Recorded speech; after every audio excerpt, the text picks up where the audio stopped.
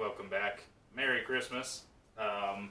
Yeah, today we're going to be putting this lathe on its stand that you see here. So enjoy.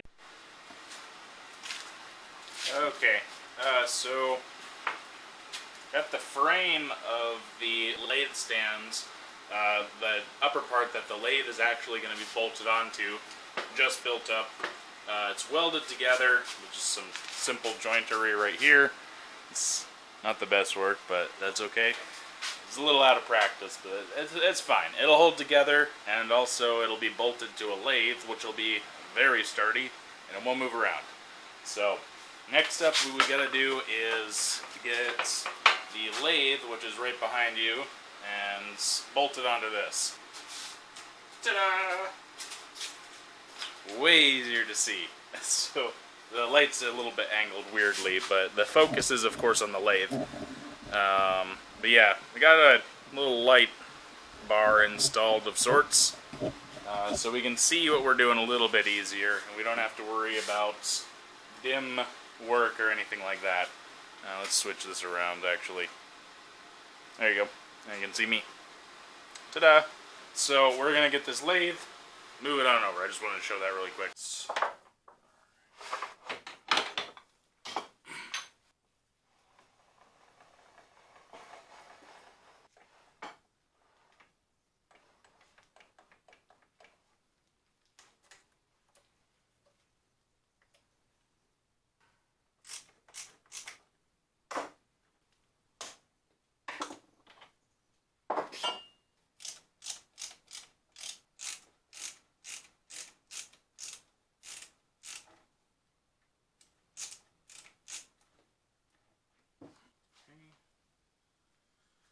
Set you off to the side.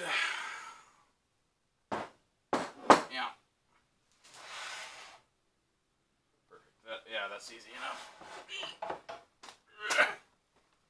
Okay. This is going to be heavy. You have to think about this one. It's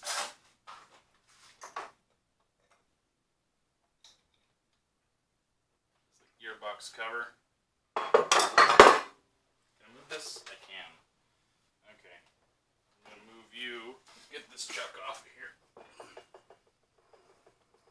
Standard 4-jaw chuck for a 9-inch lathe, I believe. I believe this is the stock model, though, so not entirely sure. Alright. This chuck's in a really good condition. What are you? Can I just slide it? Yeah, cool. No, I can't. Use the dangly tool. Got it. Got it.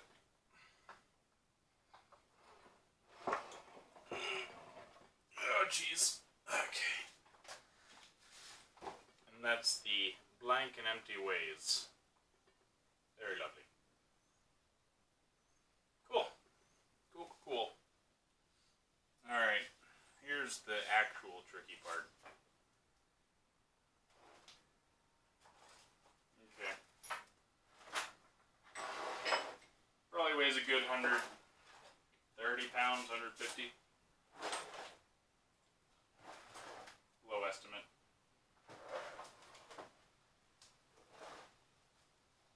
That's not bad. Okay. It's worse than I thought it would be. Ouch.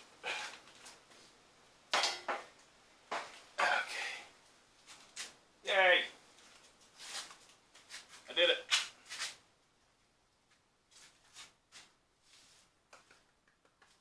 Please clap. We just gotta get this transfer punched. Yeah. And also cleaned up, because this thing is really a mess. So, let's do that. Okay, so I got the lathe bed up on here, on the frame, and I have decided that I want to attach it to the long pieces of the frame. There's 4 parts of the frame, 2 long parts, and the 2 short parts. I'm going to bolt it to the long parts, just with a transfer punch. Yeah, just bolt, drill, and attach some bolts to it. Very simple.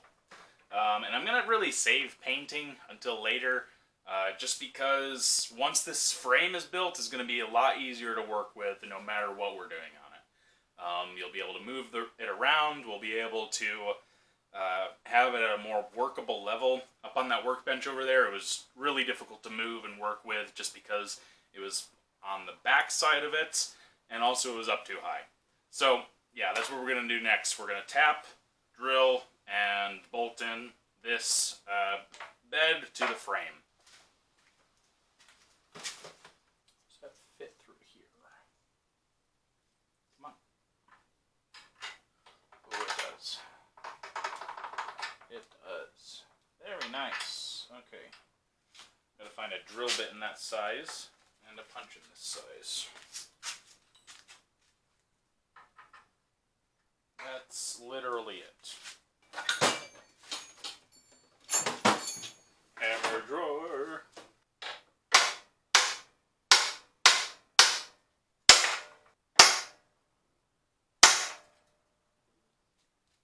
Okay. Alright, now lift this up and get it on out of here.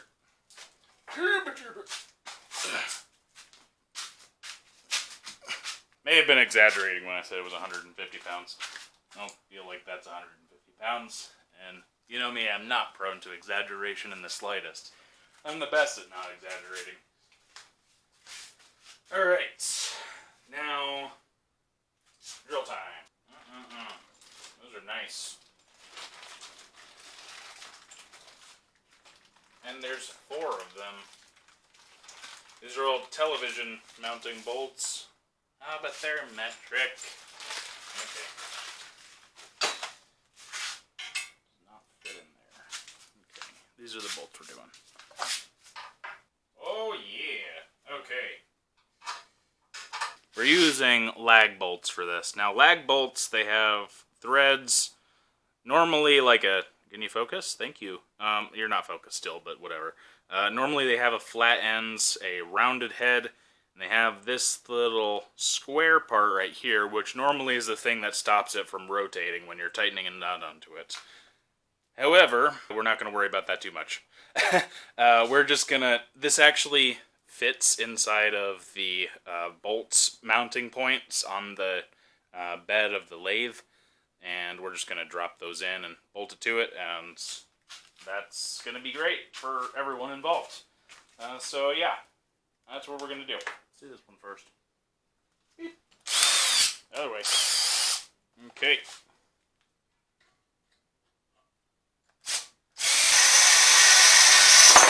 Oh, there we go. Bad times. Bad times. Widen that out very violently.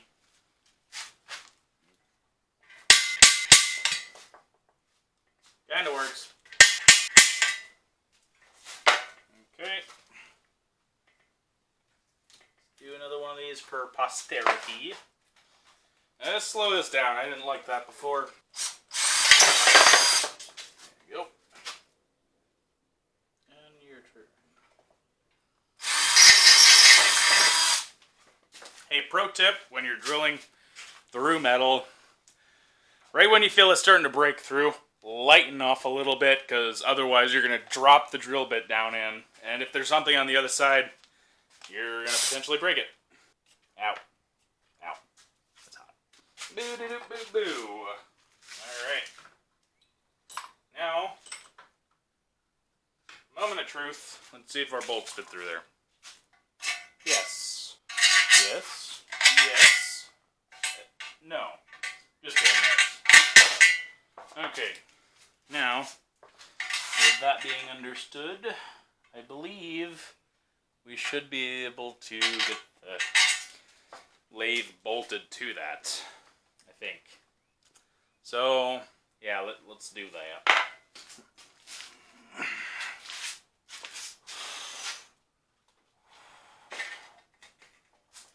Get our bolts on.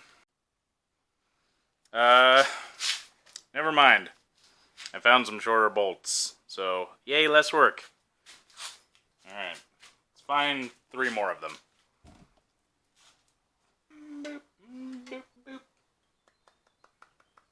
That on there a little bit. Just enough so it won't move around. Yeah, the stand's going to need a lot more than just a simple little angle iron frame. Yeah, it's going to need to be reinforced. There's not enough to this just as it is.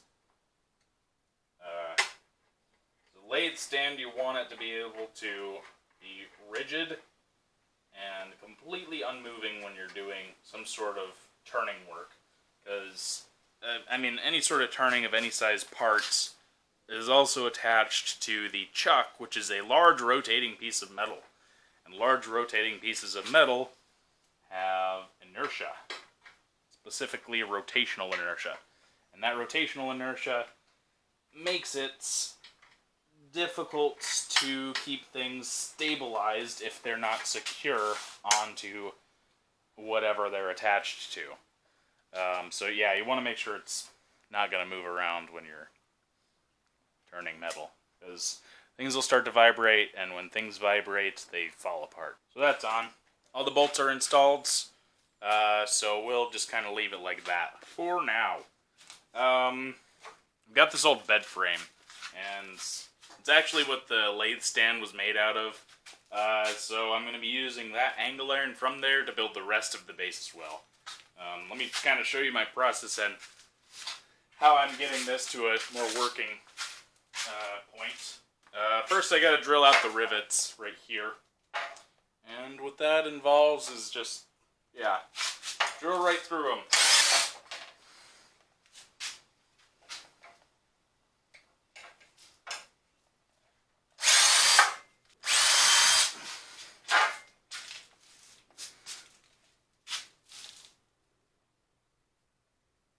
The whole point of this is to try and preserve those brackets and the angle iron.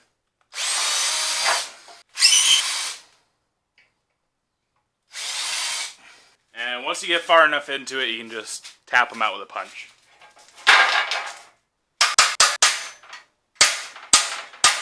There you go. That's one. There you go. That's two. Simple enough. Well, not really. It's still a giant pain, but you know. It's two. Perfect. Alright. Ow! Hit my thumb. Those ones could probably do with some more drilling. Good enough. Make sure it's supported under something. That's half of this, really. If I didn't have any sort of support right here, then this would be a lot more difficult to tap out. I can move this back a little bit. Wow! Yeah, that one hurt. That one really hurt.